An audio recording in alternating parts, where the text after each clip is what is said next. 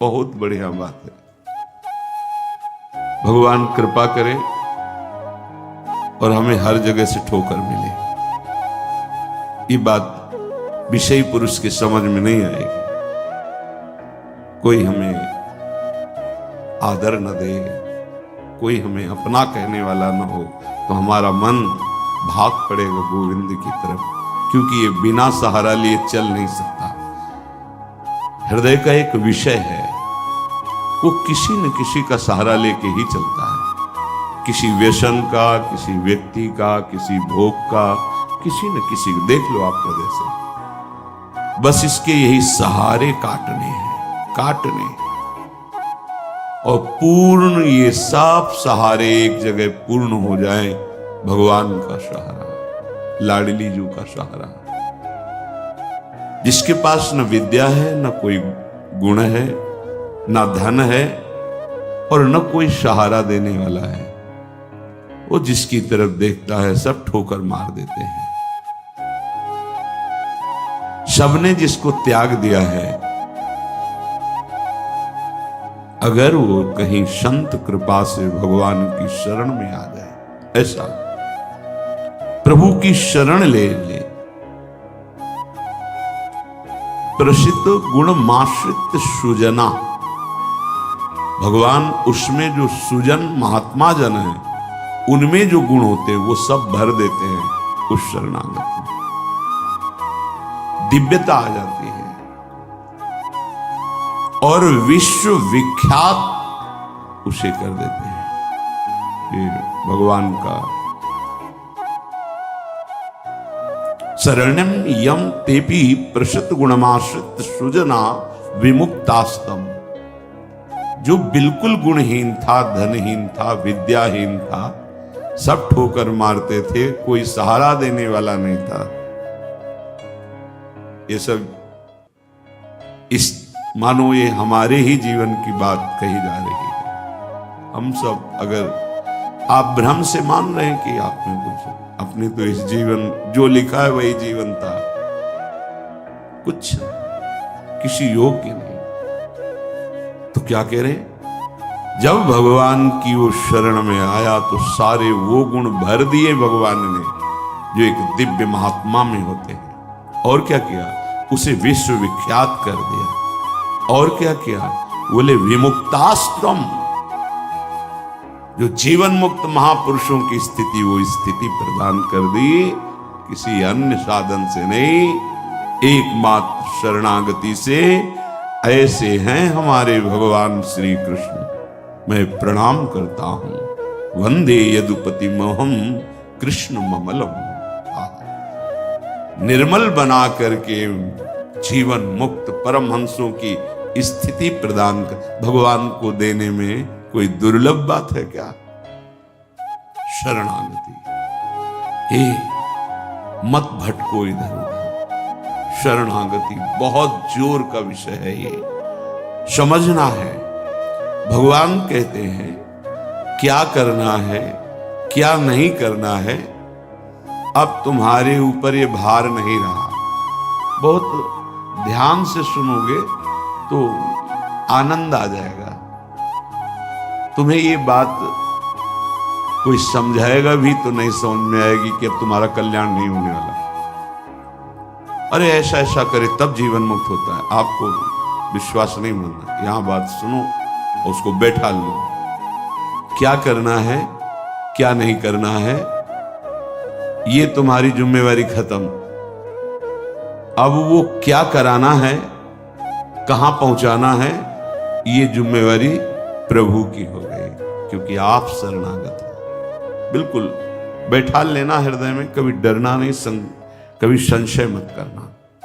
बहुत सुंदर मनन की हुई बात कह रहे हैं। स्वयं भगवान की शरणागत हो जाना संपूर्ण साधनों का फल है, सार है। बस शरणागति को समझना, आगे पूरे विवरण में आएगा, विस्तृत रूप से है कि क्या शरणागति का स्वरूप है। शरणागत हो जाना प्रभु के संपूर्ण साधनों का फल है, सार है।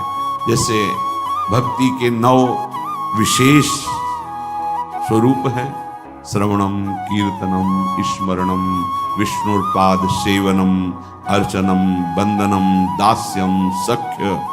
पर ये जो नवा है ये अष्ट भक्ति का फल है आत्मसमर्पण, आत्मनिवेदनम, आत्मसमर्पण, अपने आप को प्रभु के हवाले करना अंदर से, हृदय से। आप ये ऐसा वो परिस्थिति पैदा कर देते हैं या ऐसा ज्ञान दे देते हैं, दोनों बातें।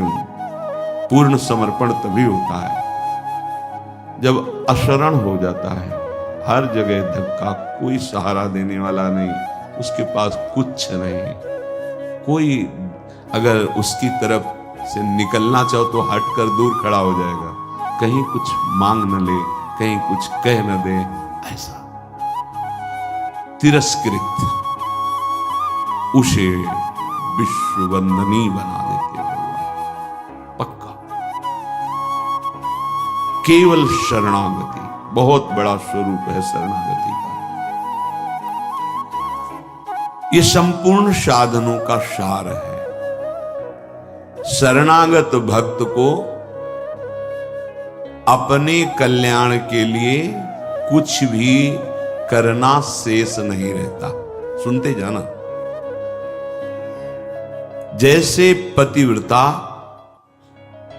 शरीर श्रृंगार करती है पति के लिए, पूरे ग्रह की टहल करती है पति सुख के लिए, उसकी एक एक चेष्टा केवल अपने पति के लिए होती है। यहां तक कि वो पूरे कुटुंब का, वो पुत्र पुत्री सबका पालन पोषण केवल पति प्रसन्नता के लिए करती है। ठीक बस ऐसे ही शरणागत का स्वभाव बन जाता है। उसकी शरीर की सारी चेष्टाएं प्रभु को समर्पित, सारी इंद्रियों की चेष्टाएं प्रभु को वो शरणागत है। तभी सेवक जी महाराज कह रहे हैं, हरिवंश पतिव्रत है जिनके, सुख संपत्ति दंपति जो तिनके। वृंदावन में विराजमान सहचरियों के मध्य में प्रिया प्रीतम के प्रति जिसका ऐसा अनन्य भाव, बोले उसको निश्चित प्रिया प्रीतम प्राप्त होते हैं, उनकी सेवा उसको प्राप्त। ये बहुत बड़ी बात है। ज्ञान निधि, वैराग्य निधि, बड़े बड़े महापुरुष जब थोड़ा सा रस का श्रवण हुआ तो आकांक्षाएं जागृत हो जाती हैं। हरिराम व्यास जी जिसे पद में कह रहे हैं, किशोरी तेरे चरणन की रज पाऊं, बैठी रहूं कुंजन के कोने, श्याम राधिका गाऊं। जो रज शिव सनकादिक याचत, जिस रस के किनका को श्रवण करके याचना करते हैं कि अगर रज मिल गई तो प्रेम मिल जाएगा, प्रेम मिल गया तो प्रिया प्रीतम मिल जाएगी। ज्ञान समुद्र है भगवान शिव, ब्रह्मा जी परम ज्ञान समुद्र है। संपूर्ण सृष्टि का सृजन, ज्ञान विज्ञान उन्हीं की तो देन है। शरणागत भक्त शरीर को सुखपूर्वक रखता है, नहाना धोना कपड़ा वैसे। कैसे? जैसे एक पतिव्रता अपने शरीर को सजाती है, उसका उद्देश्य क्या होता है? पति को सुख देना। पति देखेगा प्रसन्न होगा। ये हमारे परम पति का दासत्व है। गर्व से जैसे वो मांग भरती है, मंगल सूत्र धारण कर, ऐसे ये तुलसी जी, ये हमारा मंगल सूत्र है हमारे प्रीतम परम पति के लिए। ये जैसे ये हमारा सुहाग है। किसी के एक प्रीतम होते हैं तो ठसक में घूमती है, हमारे तो दो दो प्रीतम, प्रिया और प्रीतम दोनों, बिहरत दो प्रीतम कुंज, ये हमारे दो। उस शरीर को लेकर के कि जैसे कोई बाहरी देखे पोशाक धारण किए हुए, खुशबू आ रही उसके शरीर से, इत्र लगा हुआ है स्वामिनी की प्रसादी, और पान पाए हुए स्वामिनी का पान हो जाए। जैसे हम पात्र मार्जन करके श्री जी की सेवा में लगाते हैं, अब ये शरीर श्री जी की सेवा का पात्र है। मैं करके भोगों में उतारना निंदनीय है, त्याज्य है, लेकिन श्री जी को समर्पित ये शरीर, चाहे गृहस्थ हो चाहे विरक्त, अब वो उसी तरह से प्यार दुलार लायक है जैसे हम ताम्र पात्र को मार्जन करके पवित्र स्थान में ऊंचे पे रखते हैं। क्यों? क्योंकि श्री जी की सेवा में आएगा, तो ये श्री जी की सेवा पात्र होगा। शरणागत का चिंतन कैसा होता है? इसीलिए तुम बाहरी त्याग तो देख सकते हो, लेकिन आंतरिक समर्पण नहीं देख सकते हो। जो प्रभु के शरणागत हो जाता है, उसकी कोई जाति नहीं होती, उसका कोई गोत्र नहीं होता, कुल नहीं होता उसका वही कुल होता है, वही जाति होती है, वो गोत्र होता है जहां समर्पित हो जाता है। लोक में देखो थोड़ा सा समर्पण, अन्य गोत्र कुल की कन्या जब अपने पति को स्वीकार करती है तो पति का गोत्र और कुल उसका हो जाता है, फिर उसका अलग से नहीं बना। अलग तो वो समझ नहीं पा रहा, इसलिए नहीं, एक ही वो कोई और रहे कुल में, उसका गोत्र अलग है उसकी, और वो जब पति को स्वीकार हुई तो पति के गोत्र में गोत्र मिल गया, पति के कुल में कुल मिल गया, अब उसका अलग से कुल गोत्र नहीं। जैसे नदियां जब अलग रहती हैं तो नाम अलग होता है, जब समुद्र में मिल जाती है तो एक ही शब्द हो जाता है समुद्र, ना नदी का नाम रह गया ना रूप रह गया। ऐसे ही प्रेम समुद्र प्रियालाल के शरणागत का गोत्र प्रियालाल है, कुल प्रियालाल है, जाति प्रियालाल है।